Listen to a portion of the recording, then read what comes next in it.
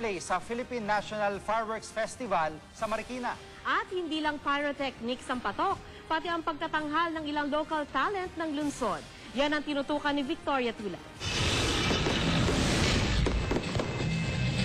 Makulay at talaga namang kamangha-mangha ang fireworks display sa ikalawang Philippine National Fireworks Festival sa Marikina na nilahukan ng mga pribadong grupo mula Laguna, Bukawi, Bulacan at Cotabato City. Kanya-kanya silang gimmick sa fireworks display.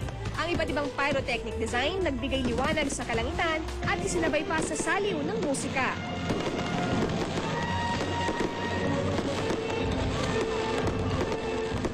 We want to give our local shooters, firework manufacturers a chance to show ang galing ng Pilipino.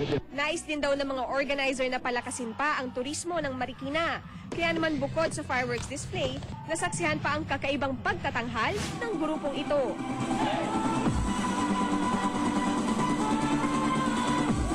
At ang maganda pa raw dito, libre ang mga palabas. Sa lahat ng mga bad news and stresses na naririnig natin nowadays, sobrang refreshing siya. Dahil yun nga, very entertaining. Gusto ko yung fireworks nila, yung pagtaas ng fireworks.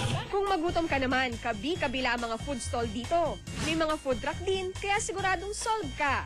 Mapapanood ang ikalawang Philippine National Fireworks Competition tuwing Sabado ng Abril mula alas 7 hanggang alas 8 ng gabi. Victoria Tulad, nakatutok, 24 oras. At yan po mga balitang aming tinutukan.